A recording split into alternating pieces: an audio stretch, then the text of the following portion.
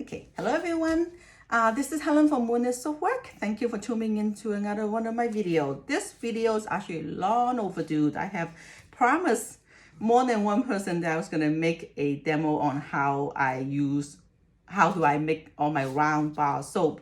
I have this bar of soap, well, more than one, but this is one of my round soap. This one is my avocado and charcoal with sent in tea tree essential oil, and actually have a fresh avocado in it with activated charcoal. So the black color right here, these are at the activated charcoal, and then these are the activated charcoal color section. So it kind of gave it a nice little pattern, very random, kind of whimsical. Anyway, so this bar have been one of my top seller, and so because of the fresh avocados, which gave it extra creaminess, so on and so on. But it's not why we're here. We're talking about how to make these round soap, because more than one person want to know how can they achieve a round bar like this.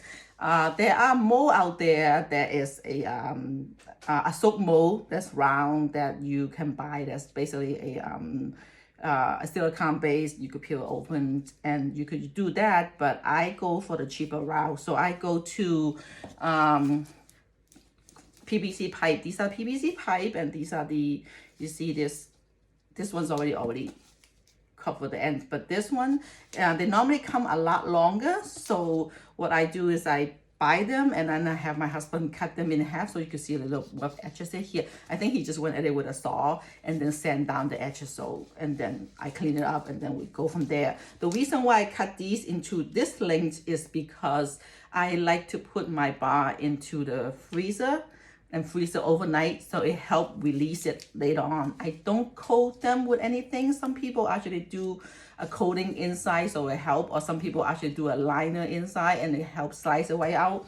I tend to skip that step. I just basically pour, freeze, and then take it out, and then either hit it with something or bend it on the ground for a few times, if you like outside in the concrete area, obviously, and it will loosen up, and most of the time it will just slice right out. So this is the reason why he sent it down for me, and we cut them in smaller, and this is my standard size. This is the same one that come out of this one, so this is the size, and then I have other size. So this is the in-between size. If I could put it inside so you can see the difference. So this is the in-between size, and then it goes smaller with this one, which is one, and I think these are the three major sizes. I'm sure they probably come in bigger or smaller, I don't know, but I think these are the three sizes that I've seen in like either Home Depot or Lowe's or Ace Hardware, any home improvement store that you see. So sometimes they have a section when they cut something by mistake and the length is a little off and they have a corner, maybe you could find that. But I just get the long one and come home and cut it, and I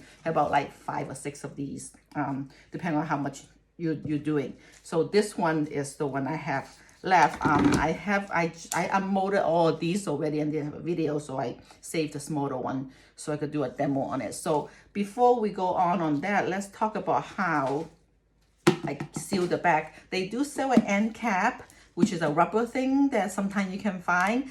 I found those troublesome because it have a little cavity going on even after your end cap go on, so you can soap in there, and I have a hard time getting it off. So I go for the, like, I don't know, the low-tech route, I guess, in that sense. I just tape it up. So this is right here is, I could actually, let me see if I could show you. This is saran wrap. I'm gonna show, hang on, let me go get one that haven't been wrapped, and then I'll show you how I do one really quick.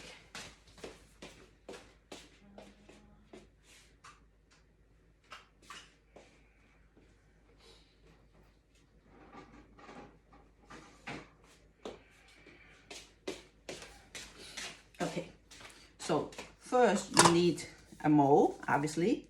So it's this one right here. It's nice and clean. You want to find the side that's flat, because it's gonna sit, and if it's a little cut a little wanky, which my husband's pretty good at this. But if it cut a little wanky, it might be a little tilted off, and you know, you don't want it to like not be able to balance on its own. So one of these, the size looks good. So this is what we do. We take this, and then you actually don't need the glove on yet for this because there's no soap in there. I have the glove on earlier because I think I was gonna unmold the soap with you, and it'll help with the slipperiness from the soap. But here we go. So this, you just take a piece off.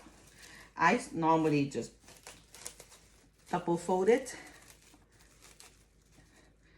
just to have the extra protection, plus this smaller area to play with. Depending on the size, you could even triple fold it, and you got this nice little like square piece right here, right? So like this, and you just make sure there's no air bubble in there, but it's fine. So you have it, you put it on like this, and then from there I take tape and I take the edge and turn it and tape the edge down and do a couple more area and tape it down. Sorry for the noise. Okay, so when you tape it down, it kind of gives you the nice flat area, and then now the soap can go in. I like to be safe because I didn't want it to leak, which it will leak sometimes depending on how good you are at it. So I do another piece and I go around this edge right here to make sure. I think I missed a little bit. Oh, come on. Sometimes take challenges. There we go. So it's this right here. So you want to make sure that, you know, just rub it down, making sure that they have a nice contact. And here we go. See? You can see the light shine through it. That's where the plastic is. So now you could pour the soap. So you make your soap and you want to pour, but you want something safe just in case there's a leakage or anything. You don't want to just sit in the countertop. So I normally put them into one of these containers, and I'll have like a handful of them so they don't, and so that they don't move around at all. And I'll just pour, and this whole bucket will just go and sit on the side for like the next day or two. I wait about 2 days for the soap to do its thing, and then I put it into the freezer overnight, and then I bring it out and I unmold. So this is what happened before. You pour soap, you put it aside, and then it go to freezer, and the freezer will have it a nice, like keep it nice and cold. And then what it does is it contract the soap because, you know, cold and heat, the law of physics, and so it contract and it will loosen up inside a little bit. So now all we had to do is just unmold it, and then let it sit overnight to dry up a bit because it's cold. Okay, let me put my, oops, here's my glove again. I feel like a surgeon. Here we go. Okay, so when you get it out of the freezer, it's gonna look like this. And these middle size one, I make them to when I want to do like a eclipse soap or something, so it'd be a nice size sun. And this little one, I could do a moon shape in the middle of my soap if you pour them in a yellow color or whatever. Or sometimes this one I don't really have, I only have like it come up to only here. This one I pour them and it came out, and I cut them in small pieces, and these are good sample bar size. So whenever you get an order from me, sometimes you'll get a round bar. Like I always put little sample in there. Like if you order soap, I'll give you a sugar scrub as a sample. You order sugar scrub, I'll give you a soap as a sample, just so you can try out different products I have. So this is perfect size for a sample or in bed. So either way. So I've been sitting here for a while now because I've been yapping a bit too much. So let me dry it up really quick so it doesn't go slippery too much. So now here's this one is the end where the wrapping is. So what I do is you take a saran knife and you just watch your finger and you cut down. And since these pipes are PVC pipe, they're really tough. So you're not really gonna damage it. You're just gonna have a little bit, like, I'm not worried about scratching it at all or anything like that. So then from there, you just peel it off. Okay, here we go. See, you can just get the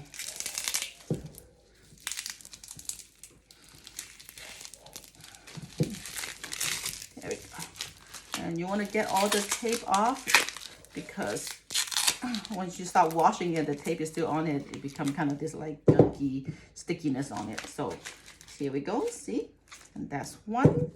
And then this one as well. Let's get this off. Just cut, score a couple, 3 sides or 4 sides of it. Just watch your finger, and then from there you can just get your hand underneath the tape and just peel. Easy breezy. Right. And like I say, these PVC pipes are tough. You can be as work with it as you want, because there are people who just do this process once they unwrap it or uncap the end. Oh, this is a really pretty color. I was trying our new pattern, so this is kind of like cool. Kind of like, I was hoping for like an orange moon look, so that's why I have a touch of orange in there. So we'll see. I actually poured these the same time I poured these, so I could use them. I can make some extra for in bed. And this is my little one. Yes, this video gonna go a little long because it's a demo, and I'm trying to give you as much information as I can. Here we go, one more time. Here we go. See? Oh, all done. Okay. So the next step is close the knife. Safety first. Okay. Next step is, there's 2 things you can do. You can take this outside to your concrete floor and you just bend it on the ground a few times so that it will loosen up. One of the things I make sure I do is to make sure that there's no, like, sometimes the soap kind of cover this whole area and it kind of make it harder for them to come out because it kind of have a little bit of resistance. So then you want to make sure that you take, hang on, let me grab my other 2.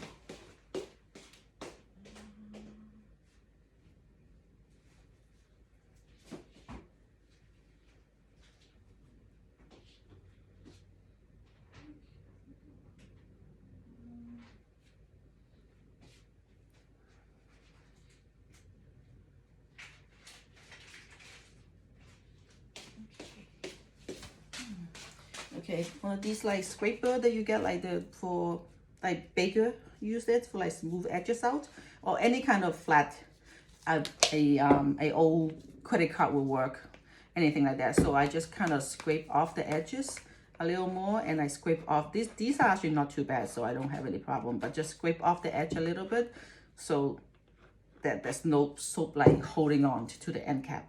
So same thing here, scrape it off so you can see where it's going, and then I scrape the end a little bit just because I feel a little messy. Same thing with here, you just scrape it off. Okay, once again, this is just my process, whatever worked for me. So if you, I'm sure other soap makers have like a much better, more streamlined process than me. I just found this one not that hard to do, so I've been doing it. So that's that.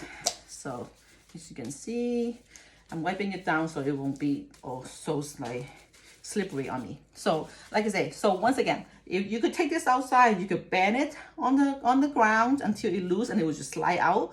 Or what I do is I have this rubber hammer, and let me, this rubber hammer, because I do, I use this to whack thing. So I have this rubber hammer, and what you do is, what you want to do on the ground if you can, over a towel if you want, but I'm just doing it free flow in the air, but don't do it this way. Normally I will have it on the ground like this, and then I hammer it and then rotate it, and I hammer it a few times, and then it will come right off. But since I had a demonstrator, I didn't want to get to the ground. I'm just gonna do freehand up in the air, which I do not recommend you doing. Make sure you have it down on the ground and not on like expensive tile because you are hitting it. So outside on the concrete would be good, or wrap a bath towel around it so that, you know, to absorb the impact a little bit if you want. But yeah, like I say, use your own judgment on this kind of thing. You know, don't do it on your nice countertop or tile, anything glass top. Like obviously it's a no-no. So once again, use your own judgment, what's safer. The whole idea is just that you're gonna hit it enough so it'll loosen up. So what you're gonna do is you're gonna do this. Oops. Ew. See, it's dangerous. Don't do it this way. And I don't know if you can see, but the edge is already coming off. Here we go. Yay. So that's one right here. So that's how I unmold it. Okay, I had one success. Let's see if I can get the other two out without embarrassing myself too much. Okay, so hit it.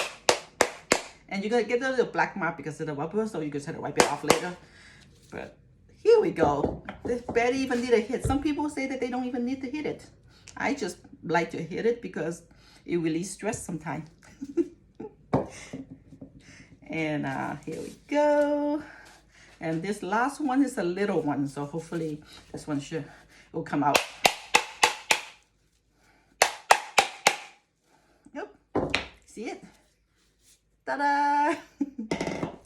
So here we go. So we got, so like I said, this is a perfect small size for a sample, or if this would have been a full size, this would have been like one of my embed for like a moon embed soap. So that's that. And this is my kind of a new design. I want to have a little bit, I want to do an orange moon pattern. So this is kind of an orange moon soap. It have the black in it, but then it has a little bit of orange. So once I cut it and then go into a soap, it should look quite pretty. So these actually came out really pretty. And this side, obviously with this pattern, is hard because the more you mix a soap as you pour, the muddier it gets. And this is before you muddy up. How nice is this? This almost looks like a marble pattern. Sadly, I only have this much of that pretty pattern. The rest seem to be marbling up. So we'll see how it looks once it goes inside a soap. So with this, now that they're unmold, what I do is I let them sit. Obviously, this right here, I have, these are a wax coated butcher paper. So any kind of like paper, waxy or plastic mat will work, so that because it's cold right now, so it will, and still soft, have a little edge. It's cold right now, so it's gonna get to room temperature. You're gonna sweat it out a little bit, and then it will dry it up just like anything that came out of a freezer. So I give it about 24 hours for it to dry up completely. I sometimes put it on the side, and the middle of the night I'll flip it to standing up so that it, you know, the end that where touching the table have a chance to dry it up a bit. So this but that's about it. This, and then for the big one, about 24 hours later, I will just go ahead and cut them. And then you got these perfect round little bar right here. I do smooth down the edges a little bit so just, I'm a little picky about soap. I don't like sharp edges on my soap, so I don't want my customer to have sharp edges on their soap either. So all I do is just either run your finger through it, or take a little vegetable peeler, or even like something like this, just go around the edge a bit just to like tone down that sharpness. But other than that, this is good to go. And this is like one of the easiest soap to make. You could do all kind of pattern to it. You could do a double one. If you make one of the smaller one already and you want to, you could actually take the little one and stick it right in the middle and then pour the other color around it. Then you're gonna have this like, you know, circle within the circle pattern. I have seen people who do like a yin yang pattern by inserting these those dollar store plastic table mat. You could just twist it into this cool yin yang thing and then go inside, and then you pour both sides and then you pull it out. I don't do anything too fancy with my round bar. My round bar tend to be under like my natural line, so it's kind of minimal on the design. So, and then after that, the same process go with, you know, my soap tend to cure for 6 weeks before I even sell it or offer it to consumer. longer is better. I like 8 weeks soap better than, and with these bar 3 months, 4 months in, they're really good. The older they are, the better they are with this particular bar. I actually have a customer who's been buying this particular bar for me for the last 4 years, and he always say, give me the old one. The older stock you have is what I want, so I make sure I take care of him. So big shout out to all my wonderful customer who've been loyal customer to this particular bar. So in fact, I think he just bought out my remaining stock, which is why I was restocking. Anyhow, so I get really chatty, so I could go on all day. So this is the round bar, and this is the long overdue video on how to use the PVC pipe as mold for your round soap. And I hope everyone found this useful and nothing too misleading, and have fun. Just once again, be careful if you're hammering thing, or you hammer thing on the ground, or you know, when you're whacking this down to make it loose, just be careful. And if it ever gets stuck in there, like you feel like it's there but you're just not quite there, since the one fit into the other, you know, you feel like they're about to come out but you just need some extra push, just do this and it'll push it out a little bit. Almost lost my bar. Okay. And then like with this one, a can of if you need help, which generally you don't, if you rock it a few times, it will slide right out, I promise. But you could use the smaller mold, or if you don't have that, a can of tomato soup will work. I would say peel off the label, but make sure once you finish using it, wipe down the tomato soup can.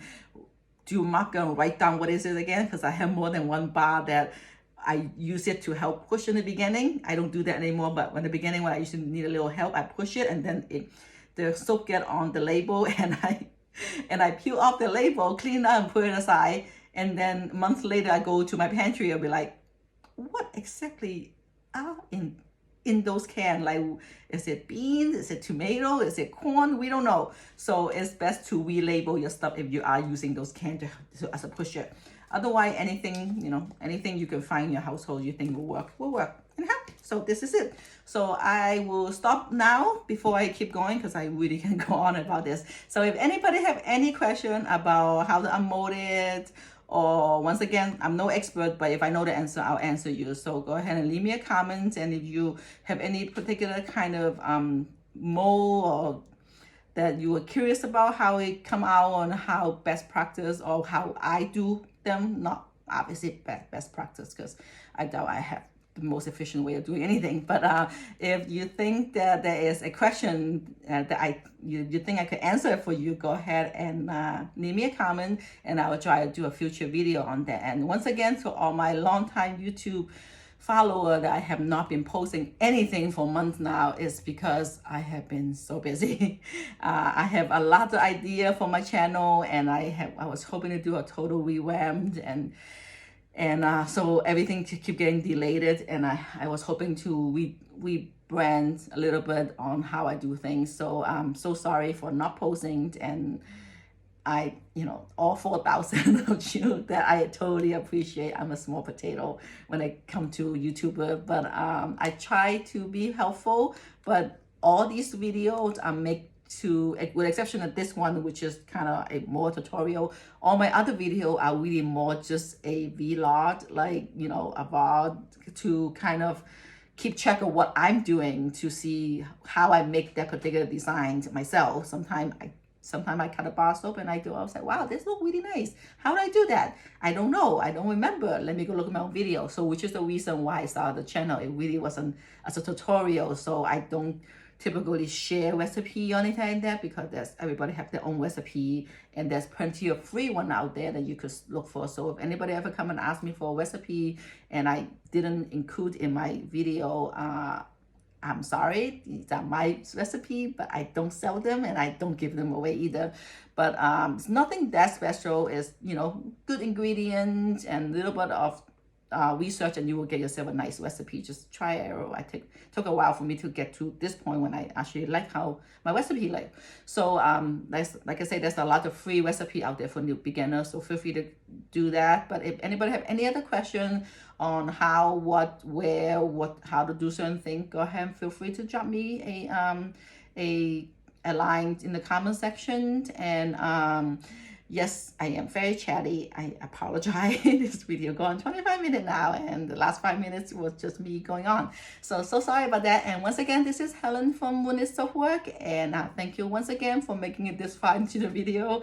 And until I post an actual making video, hope everybody go out and make some wonderful soap, or support your local soap maker at all the craft event. That's now that everybody's out and about again. Definitely go support your local craft maker, and look me up on Instagram, on this YouTube channel, or Instagram. If you're watching this on Instagram, I'm posting in both places anyway, and my Facebooks, and if you're anywhere in the Houston area, go ahead and follow me, and maybe you will run into me one day in one of these many craft show that I've been doing this fall. I'm going to be doing quite a few. So anyway, so once again, thank you so much. I go on for another 5 minutes, and until next time, happy soaping.